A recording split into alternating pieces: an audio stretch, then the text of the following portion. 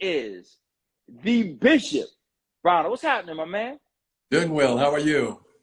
I'm having the time of my life. That's a fantastic fireplace you have behind you. Got just a place to keep me warm when I need it. Brother, I tell you. Now, see, what for me is exciting about the opportunity to speak with you, Bishop, is you represent for our community a new way of looking at faith. Not just what you do in the church, but you are an author. How many books do you have?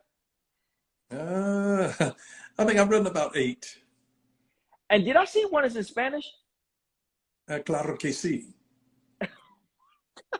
Do you speak Spanish? Todo el mundo habla español. What? Es como una lengua segunda a mi ahora. And when did you learn this?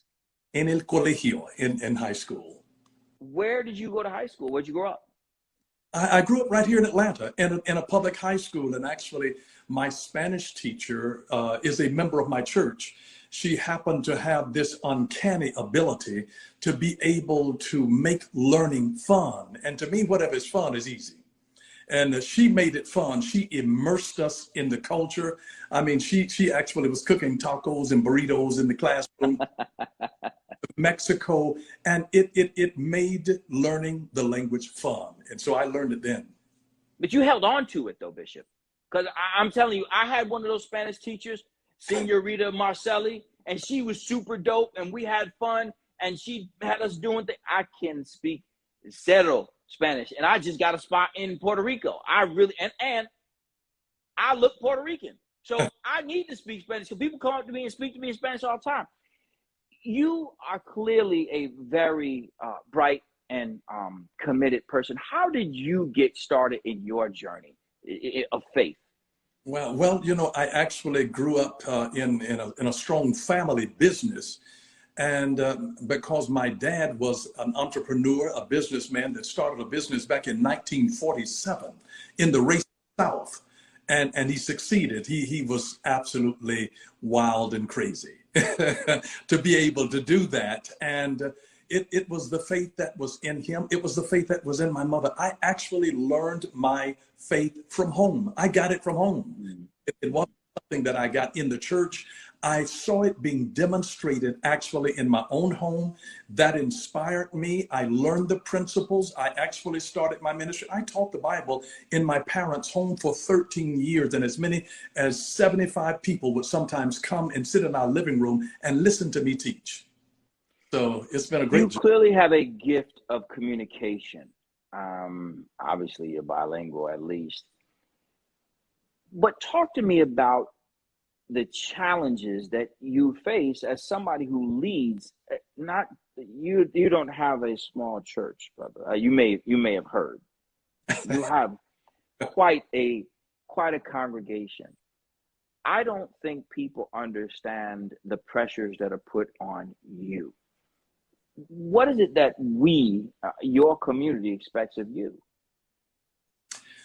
Oh, wow. You know, in times like these, it's a changing target, I think. Many people expected of ministers years ago has shifted and changed, probably with the advent even of technology. There were certain things that they used to depend on the minister. They Google it now. They go to YouTube and watch a video. And it's even on demand. So, but I am so much more than what I would call a content provider. I'm a pastor. I'm a visionary. I'm in touch with where human hearts are, the pains that they deal with. I like to be able to shift people's focus in their life. The areas of your focus are the areas of your reward, and the areas of neglect are the areas of your pain. If you really think about that, whatever you focus on, it gets better. And whatever you neglect, it gets worse. If you focus on your finances will get better. If you focus on your intellect, your education, it will get better. If you focus on your health, it will get better. So whatever that needs to be improved, focus on it. The areas of your focus are the areas of your reward, but then the areas of your neglect are the areas of your pain. Neglect your health and watch and see what happens.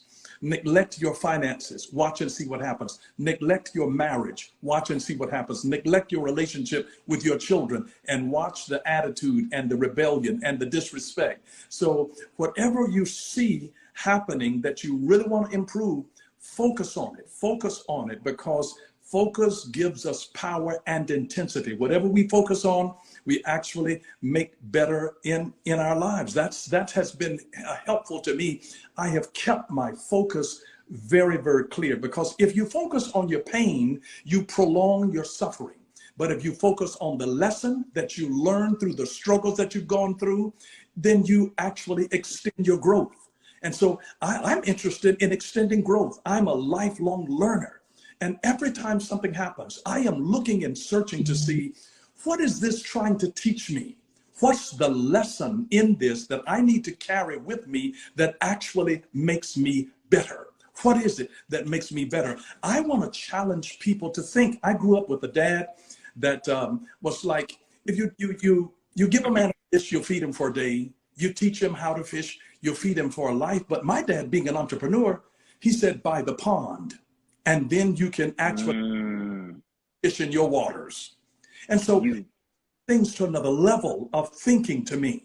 It really honestly did. It took things to another level of thinking. You can never live beyond the level of your thinking in your life. Where does the courage come from to buy a pond in your? Because let's be honest, right? Many people, well-intended people who love us, yes, will tell us ponds are for other people. yes, We ain't supposed to own ponds.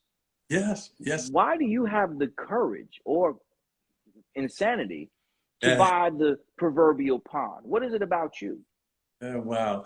You know, I realized early in life, because I saw it demonstrated again in my dad, that we are rewarded commensurate with the amount of risk that we are willing to tolerate. So courage is necessary only when there's a risk. Courage is not doing something in the absence of fear. It's watching the fear, looking at the fear head on and saying, you know what, this could kill me. I could, this whole deal could go belly up. This could really go sour. But it is saying, I'm going to go anyway. I'm going to go anyway. That has always been my faith, that, that if I just make a move, God will make a way. He didn't charge us to make the way. We make the move, God will make the way. You just get up and start going towards something.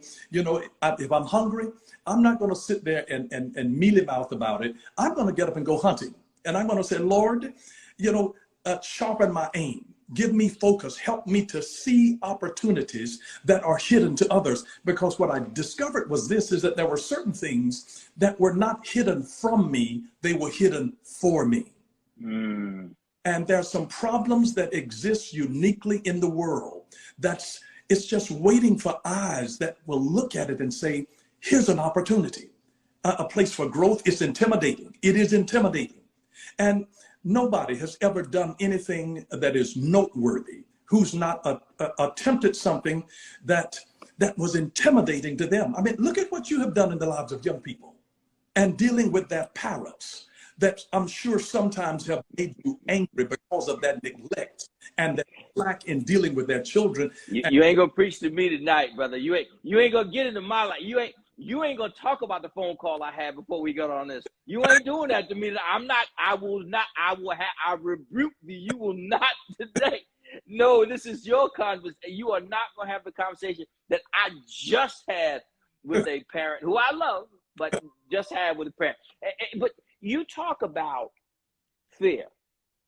You know that people in positions such as yours, people are going to look and please. They gave that to him. They gave that to him, right? What are you? Because anyone can talk about the backstory, but right now, what's in your crosshairs that you're working to overcome now? Yeah, wow. One of the biggest things that I'm always working to overcome are new paths toward the future, because nobody has experience for the future. We use experience from the past, we get wisdom from that, but it is a scary situation to deal with a new mindset, with new attitudes, with new behavior. And see, behavior follows beliefs. And Mm. problems in our society, it lets me know how far our belief system, our faith has drifted just by what we are seeing manifested in the culture. What are Because, you seeing in the culture? oh my goodness, the same thing that you're seeing, it starts, the sickness, the dysfunction starts in the home. And let me tell you that, let me share a story. It was a little poem that a girl actually wrote in a creative writing class, 8 years old. She wrote and she penned these words. She said, if you're not disciplined in the home, you're disciplined in the school. And if you're not disciplined in the school, you're disciplined in the streets. And if you're not disciplined in the streets, you're disciplined in the jail. And if you're not disciplined in the jail, time's up, you're in hell. Mm. Year old girl wrote that in a creative writing class in my church. So we see that.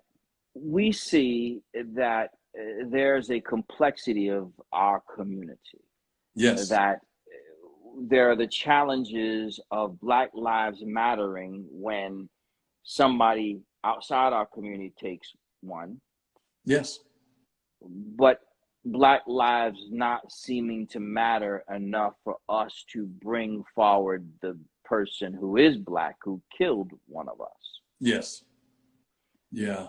How do we as a community work our way through the duplicitousness of Black lives?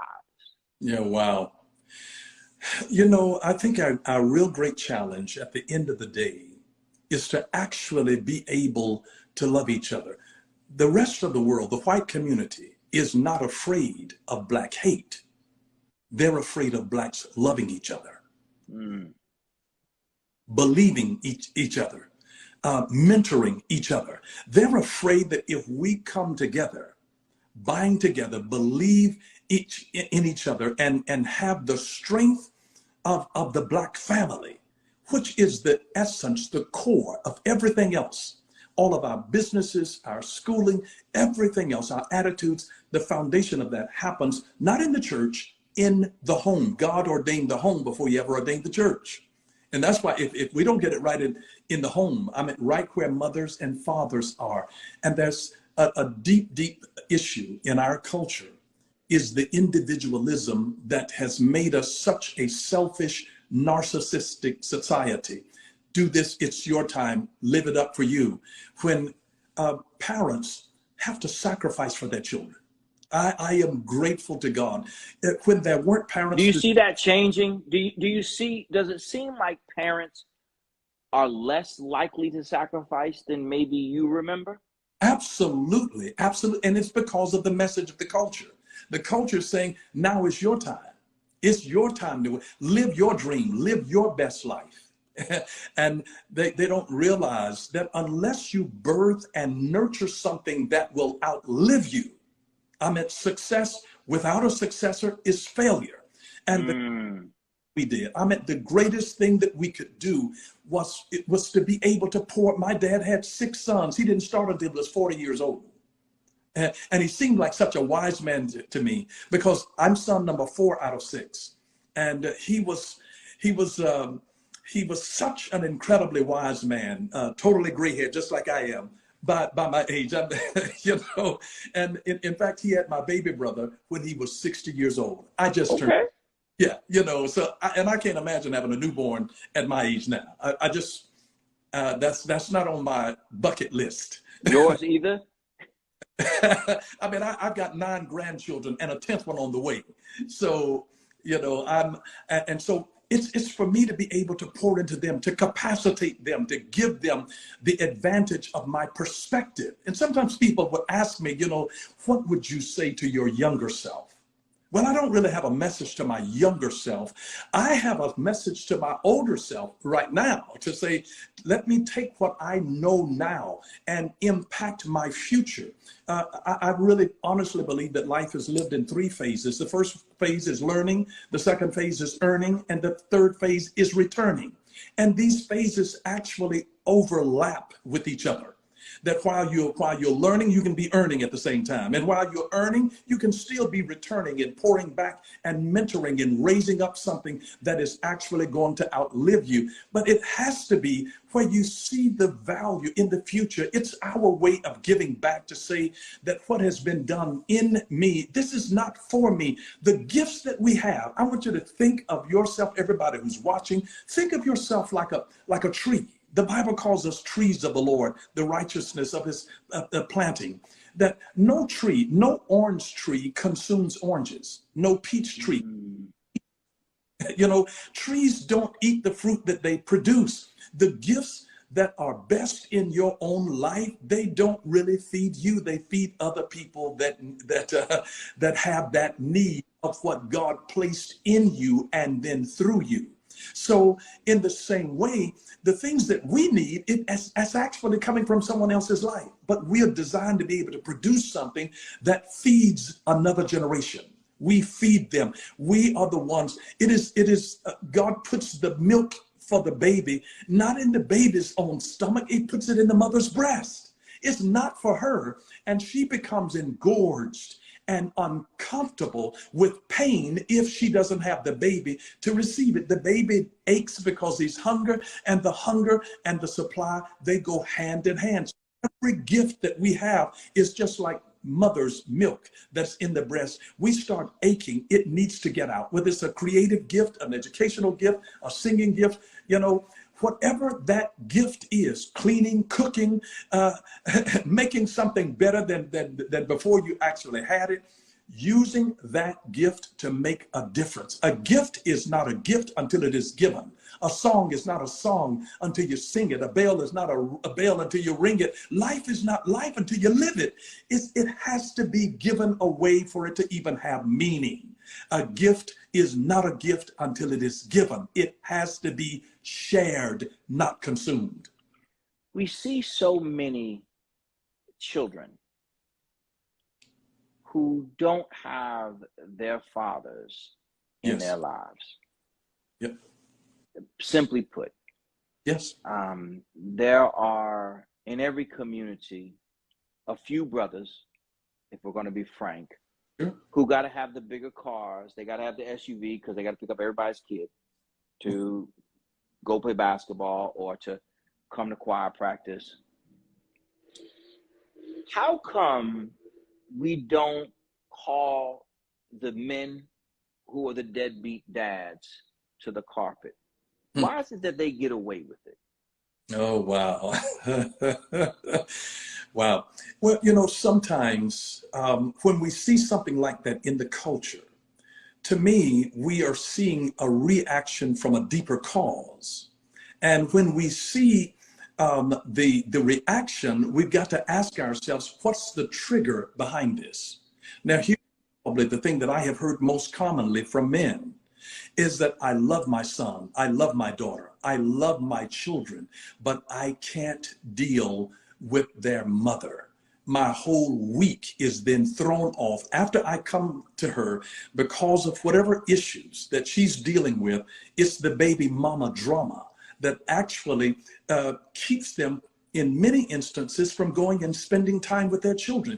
The children become the weapon of war that they use against each other, whether it's over child support issues and just saying, I can't control anything else in my life because he left me and I'm resentful over that, but I know that he loves his child and I'm going to withhold his child and measure this out, and it angers the man because it becomes a control issue.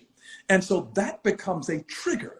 And the child is the victim of that particular war that is happening between their mama and their daddy. And that is one thing that has to be seriously addressed. So there are some married men whose weeks have been blown up by their wife. So why is it though that we seem to empathize with men who don't go pick their kids up from school regularly, who don't FaceTime them regularly, who don't go to their recitals or basketball games? Sure. Why is it that we seem to understand their plight when in the scenario, right, there's the child whose plight is the worst? Yes. I would argue the mother or the parent who's raising this child by herself. Yes. And then I would argue her support staff who didn't decide to have a child, by the way. Yes. Aunties and pastors and imams and coaches who have to not be with their child because they got to pick up this child to take to this place that some other person was clearly equipped enough to do. Sure. And then there to me is the brother who is one of the producers of the child who find. Why is it that we in our community are so uncomfortable with calling him out? Yeah. Yeah. You know, when you think of the story of the prodigal son that went and spent all, you know, the story and wound up in the pig pen. Now we've got a whole generation of fathers, grown men, but who never emotionally matured. When he came to himself, the Bible says, he said, I will arise and go to my father's house. But here's our great conundrum that we deal with in the culture today. We've got a whole generation that has been born in the pig pen and never raised in father's house. And until you have first been a son, you don't know how to be a father. So unless somebody has been that father figure, that's why something back in that there's a trauma in that own child whose daddy never showed up for him, who never opened his heart and communicated and hugged his child and told him, I love you, who showed up at his game, who was the one that was at the school. My dad showed up at my school. So it was natural for me to show up for my children. It was modeled for me. So if that has never been modeled for a man, and he's like, well, my wife or the babies, their mama will take care of that. She handles everything at the school. But my dad, I remember being in a play in the second grade. My dad walked away from a business meeting because he said, I can build a business at any time, but I've got one shot at raising my family.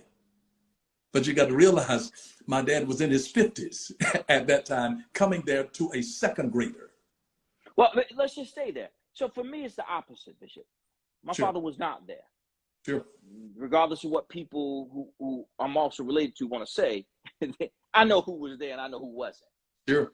And for me, what was natural is I never wanted my sons to wonder when they went to sleep if they were loved.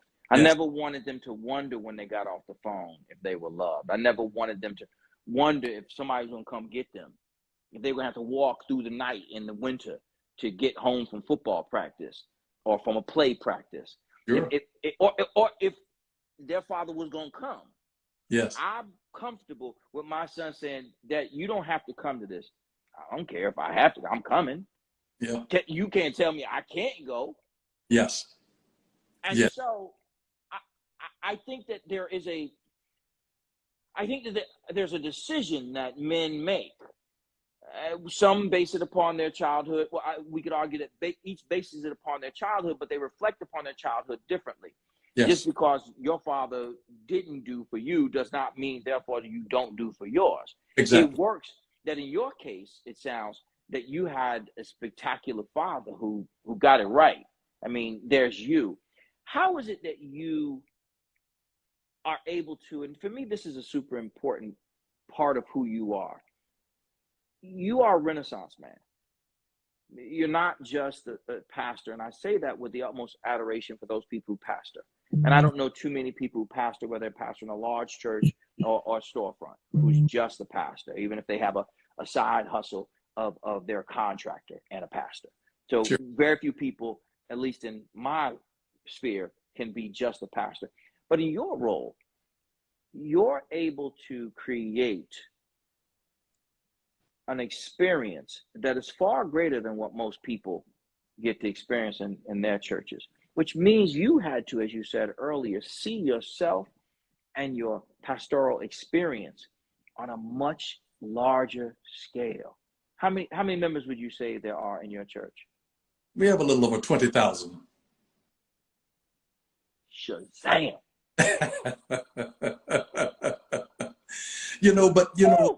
But then I'm in other groups of global apostolic leaders. And then I was sitting there and then I had the smallest church. I've preached for friends who pastor 70,000 people down in Lima, Peru. And their church is done in a stadium, a bullfighting stadium. And I've been there and spoken, and every seat in the place was filled. It's just amazing. It's just a matter of actual perspective. I've done nearly 100 countries around the world. It has expanded my thinking, my ability to imagine and to reimagine. And sometimes until they can see, they can never be. And it's just painting the picture and telling the story. You can lead a horse to water, you can't make him drink, but we can expose them and create a thirst. One of the greatest gifts that my father gave to me was not money, but exposure. Exposure will transform your thinking until you can see a better way. See, you're an exception to the rule in that because your dad was not there, you didn't follow in his footsteps. Most people either follow that and become worse at that, or they become empowered by it to say, I wanted this from my dad. I'm going to give my children what my dad never gave me. And that becomes a motivating factor of love that then drives it. But somebody had to then demonstrate it. Whether it was a friend's dad, some other folks, you had to see some kind of dad somewhere who was showing up for his kid and saying, where's my dad? I wish my dad were here. And you didn't ever want your children to do that. And that became a motivating factor for you. But others go right down that negative way that they've seen. I'm going to push you on this one, Bishop, because you say you have 5 other siblings, right? 5 other brothers. Yes. And I'm sure that they are successful in their own right. But I'm sure that the other 5 don't have 20,000 member churches. There's something, because I want you to, man, I really do appreciate your humility. I do. I'm going to push through it, though, because I think that, I think on the other side of that, there's something very important. There are people in the comments, a 17-year-old said that you are really helping him. And I think what he has to hear is when you're sitting in that space where an idea comes to you, deconstruct the process for us. Because a lot of people have ideas, Bishop. A lot of people have grand ideas, right? How many folks in your church, they'll see somebody with a business, they're like, I thought of that. And somebody in the family will say, yeah, my father used to talk about having that kind of burger business. Matter of fact, he had the same name of his. Yeah. God gives you ideas. Sure. He can give them everybody. Plants them everywhere. No disrespect to those people who've grown theirs as high as the skies. But all of us have these seeds, right? Yes. But you water yours, brother. You really put fertilizer on them and you carry them through. Even when those ideas don't seem like to anybody else, right? Because even the mightiest oak starts off as a seed. Yes. And when it breaks through the darkness of the soil, because the seed, you can't put it in upside down, it's going to find its way out. When it cracks through, it's very difficult to tell an oak from a blade of grass. Exactly. So your ideas have been blades of grass. And other folks, I'm sure, have looked at him like, man, what is this? He going to build a what? He's going to speak in a bullfighter stadium? He is bugging. How is it that you're able to beat back the insecurity that others heap on you because they don't know to do it inside themselves? Everything happens in an atmosphere. I grew up in a leader's home. Leaders differently. It didn't just impact my life. It did impact the lives of every last one of my brothers who are exceptional men in their own right, doing well financially, brilliant, and are putting incredible quality in their children. My mother is still alive today. My dad's gone on because he would have been 115 years old now, Yeah, but mom is still alive. My mother has 30 grandchildren. 30 grandchildren. And you should see the, my baby brother is a graduate from Georgia Tech, and he's absolutely brilliant, and he's poured incredible quality in all 7 of his children. I have 5 children. He's the baby, but he's got more than all of us, and he's poured incredible quality. He's exposed them to different types of ideas. That's the atmosphere. It's different when you grow up in a leadership culture. Your ideas change the world. Ideas change the world. If you get a God-given idea released in its time, it burns in you. Because if you can put it out of your mind, it didn't come from God. Say that. I need you to say that again. I need you to say that again. You can't leave that. You cannot say that one time. Yes. If you can put your idea out of your mind, it didn't come from God. It burns in you. It festers in you. You can't stop thinking about it. You'll be on vacation and still going through this process of ideation. How do I do this? You get in the atmosphere of it. Get around other thinkers and producers. And creativity begets creativity. Go out into the nature. Talk them through that. Because I don't think, so let's just say that.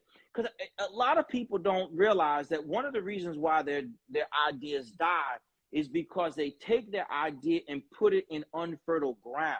Yes. People who will tell them that the idea is not good. You said get around other thinkers. Let's say that there's somebody today, because they are just excited. They are on fire. I know y'all. I told y'all I'll do 30 minutes. I'm sorry, Bishop. That folks want to hear what you got to say, so forgive me already. Somebody right now has an idea for a business or a book, and they don't know where to start. Yeah. They feel like God put this on their heart. Yes. Right. So they already say me. Look at them all raising their hands. Talk them through it. Talk them through it, Bishop. Talk them through that idea hits you, and it's just because I know what you talk about. Man, you lay down with it, and it's just like, ooh, yes, ooh, I can't get this out. Yeah, when an idea has you, it really has you. You don't really have it. You don't just see dreams while you sleep. Your real dream is the thing that keeps sleep from you. It actually keeps sleep when it really has you. But the first thing that I would say is this: put it in writing. Put it in writing first. It makes you responsible. It brings clarity to your thinking process. And I would walk them through this process. Here's a process that I would give you. I normally get paid to teach people this principle. I'm going to give it to you. Okay. All right. It's the principle of number 1, discovery. And that's why exposure is so important. Discovery. You have to discover what is available in the world. What are the needs that are there? Because there is nothing more useless than an answer that nobody is asking the question of. So you discover what's available. Elon Musk discovered that there's a void in the market for these electric cars that have power to them and style to them. And it doesn't feel like a golf cart. I got one. You're right, he did. I do too. You see, all a need it was there for everybody, but it was hidden for him. And he saw that. Discovery is number 1. It's just, you have to discover it. And then you have to start developing an idea. You have to start Googling things, sending out emails, talking with people who've already done it. But you have to discover, and then you dream it. Discover it and dream it. If you don't discover first, you'll dream up something that's already done. So you have to discover, dream it, design it, do it, and then document it.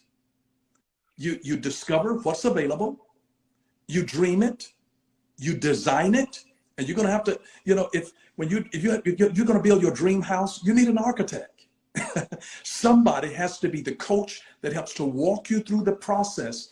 But the idea gets the conversation started, gets the energy started, it gets the enthusiasm started, and it starts drawing people in your path who are connected to you. That's a super important point. That right there is such an important point, and I want folks that really just on fire.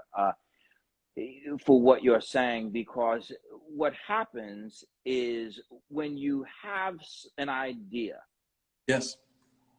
and you share it with certain people Yep. and they feel like it's their responsibility to tell you why that idea won't work. Yep. What do you say that you should do with that? You should cut off from them. And Say it. See? Say it loud. Say that again. Say it yeah, again. I mean, you really have to turn a deaf ear to that, cut that off, and find the ones that are actually doing it. You don't talk about having a baby to somebody whose womb is barren. You don't try to show your vision to somebody who's blind. And if they've tried something and failed, their fear from the experience that they had, now they're trying to impose that on you. So, and you need courage. You need courage because it's going to be intimidating. And it will, I mean, if God ever gives you something that is a God idea, it will cost more than what you have the money for. And it needs more support than what you have available to you at the time. Hold on, that pause there, because you're going fast now, folks. Y'all got to hear what, because you're gonna go and get this the full lesson, because we're not going to take away from the way you eat, but one of the ways you eat. But I do want people to hear what you just said. Your dream is going to cost you more than you have. It's Absolutely. going to require more of the friends than you have. Because many people look around them and they take an audit of what they have, and they say, I can't buy no house. I ain't got no money for that. I can't go to college. I can't start no church. And because, right here you can't. Yes, exactly. How do they get out of here? Yeah. Right. You know, there are three main currencies of life: time, money, and knowledge. Generally, we'll have two, and you're lacking the third. Whichever one you lack, use the other two to get it. If I need knowledge and I've got money and time, I can get the knowledge. If I've got time and I've got knowledge and I need money, I have to figure out now, how do I take my time and the knowledge that I have and turn the gold in my mouth into gold in my pocket? Woo. You know, you take two of the three currencies and get the third. I need the mic is smoking right now. It's on fire. Fuego. How about that? I want people to hear what you're saying, and so I want to push you on some of this, because most people operate, I think, from a deficit model, right? They can tell you all the things that they don't have. Can you build from that perspective? Absolutely not. Absolutely not. Absolutely not.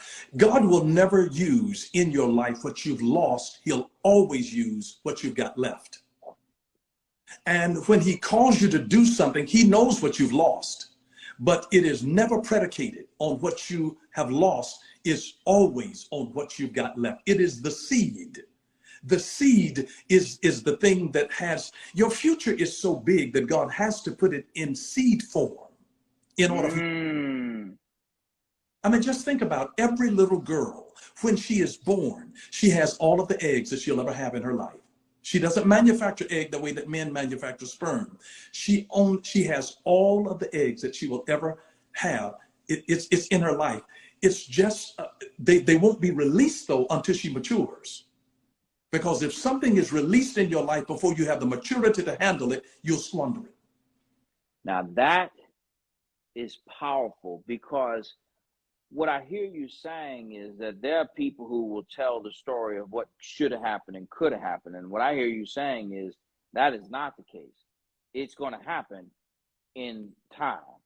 Exactly. If you do the things that you do, which if you take those three currencies and you use them effectively, and Absolutely. you don't look at it from a deficit perspective, then you are in a position to reap the rewards of the seeds that were planted inside you. Because what I heard you say was that if God, as you say, has put it in you, yes, then it ain't coming out easy. It ain't gonna go It's going to take your sleep from you.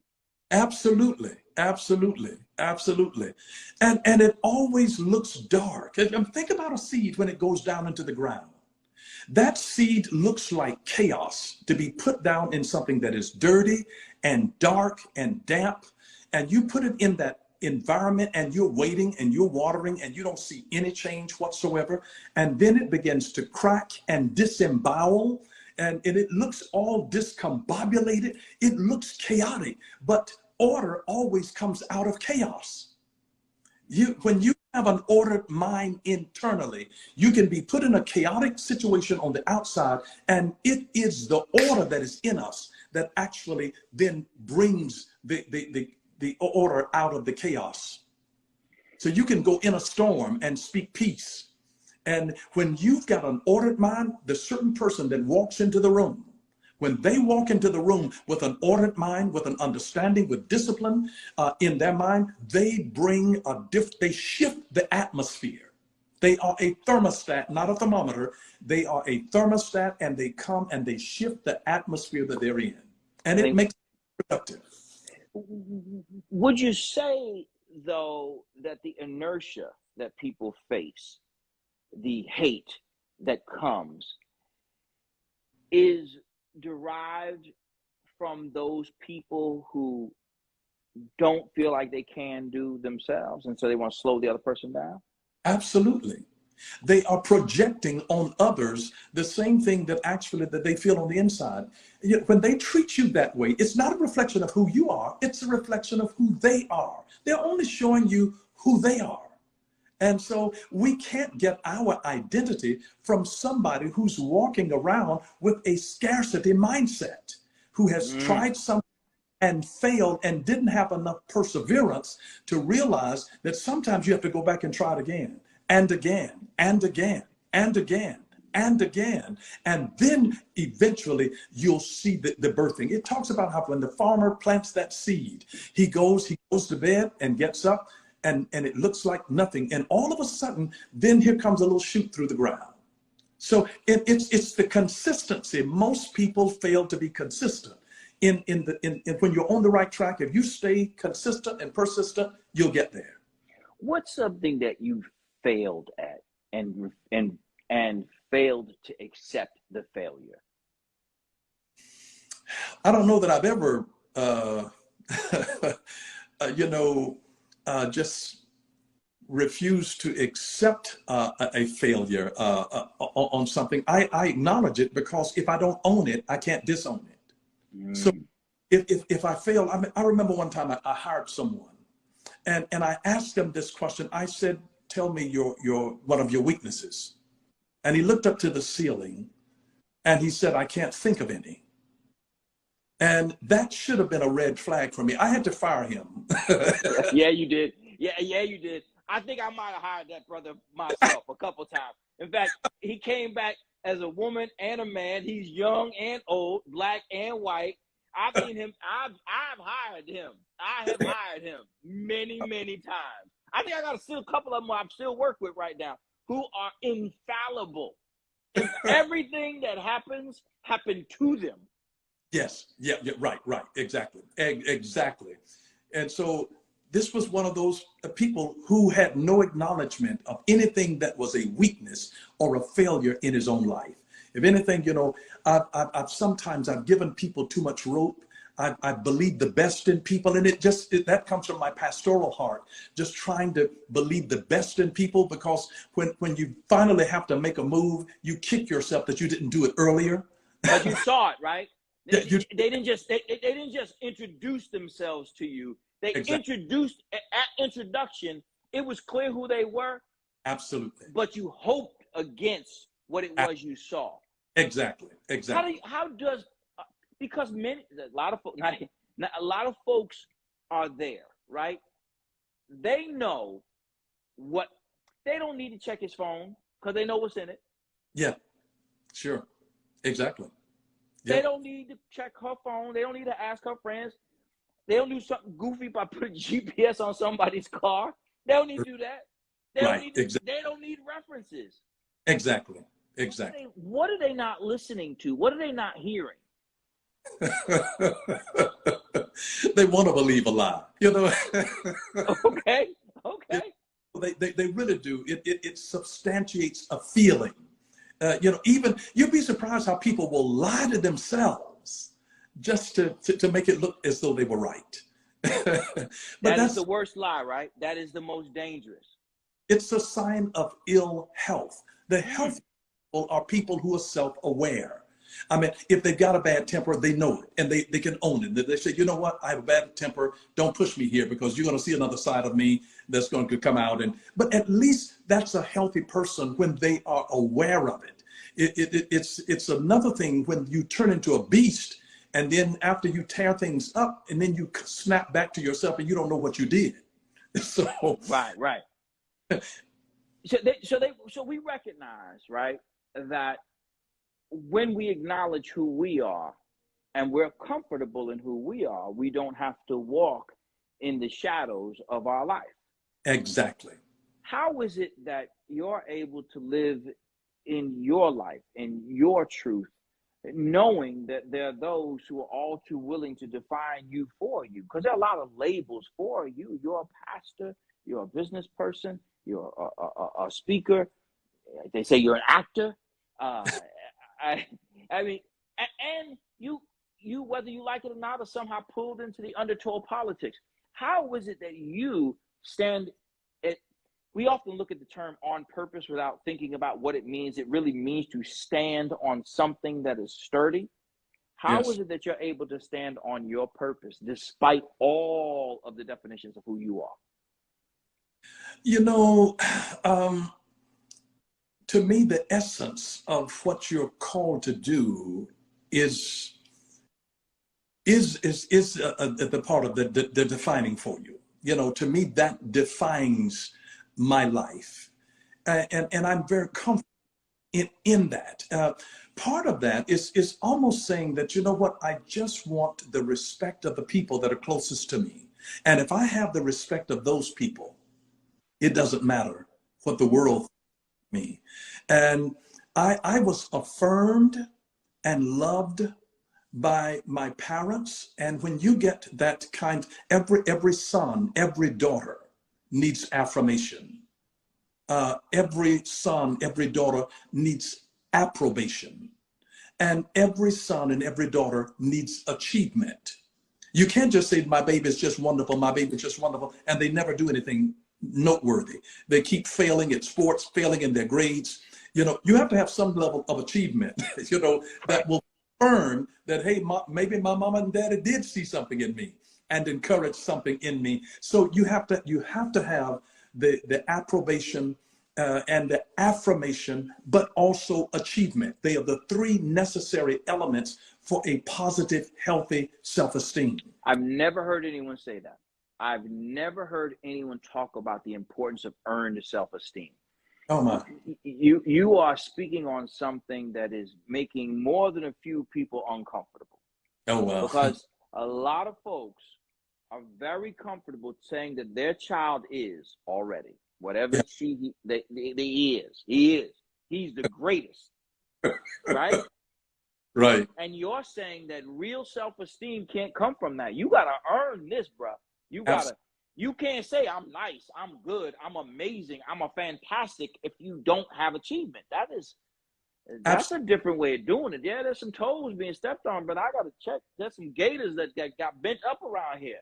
Oh, you know, I mean, you can't give everybody on the team a trophy. Uh, Okay, when they get out into the real world, that's not how life responds to them. Life is not going to respond to people and give everybody the same reward. There is, you know, there is a cause and effect. There is energy and effort and determination and discipline and so many different things where you have to keep talking to yourself to have the tenacity and the pertinacity to go back and to say, you know what, I'm going back in here. I'm going to finish this. I'm going to finish my degree. I don't care how difficult it is. You know, that has to be something that comes out of a deep resolve in a person's life because it is a conviction, it is a passion, and they realize that others are believing in them, and that helps to pull you even when you don't want to let yourself down. To have somebody who believes in you, My God, if you can take one person, whether it's a grandmother, a grandfather, an uncle, a cousin, a coach, a school teacher, a principal, and one of the greatest compliments that I get from people is that because of you, I didn't quit. Whew. Because of you, I didn't quit. But you're saying something I think that is even more important. What I hear you saying is that our own psyche needs evidence of perseverance and performance in order to be comfortably developed. You can't have authentic self-esteem to fight off exactly the definitions of others if you don't have evidence inside yourself that you might actually be able to. You can't run around and people saying to you, you ain't never gonna be nothing. You think you all that. If you don't actually have evidence, say, actually, I'm pretty good. I got receipts. Absolutely. Think about David when he slew Goliath. He had a track record. He killed a bear, he killed a lion with his bare hands. He had a track record. You don't even let them go to an important battle like that if they don't have a track record. You don't bring somebody in as the head of school and you've never even taught a class, and you've never led a group of people, and you've never raised funds. I mean, man, look, I told him I would keep for half hour. We're pulling up on hour. I'm not going to break any more of my word. We're going to do this again. Let me say this to you, Bishop. Because the last piece that you just said, where you talked about you need to have evidence in order to be able to make the claims. They would not have sent David out, yes, without evidence. You ain't gonna send a clown out there to slay the giant. Come on, dog. That's not what we're doing. Like, you trying to get this little boy killed out here, and he went out there. I got this, y'all. And more than a few folks like, that's all he's bringing out there. Right. What they didn't know was what he had was evidence that he could do it. Absolutely. Absolutely. And you have been your share of David. I say, man, this has been an amazing conversation. Just so you know, Bishop and I met briefly at a fantastic event celebrating our good friend and brother, Bishop T.D. Jakes. And somebody said it was Black excellence. I said, no, that was Black spectacular. That wasn't excellent. I've seen Black excellence. I threw Black excellence away after I left that. I have a new, my mind was blown. But so as we part, you and I are going to do this again. I can't wait to have another conversation. I really can't. So you and I are going to stay in contact. Quick question, off topic. Gospel song that comes to your mind. First one that comes to your mind. Amazing Grace. Why's that? Well, it is, all that I am by the grace of God. Workout song that comes to mind. Workout songs don't always sound like the ones that we play in front of everybody. Workout song that comes to mind.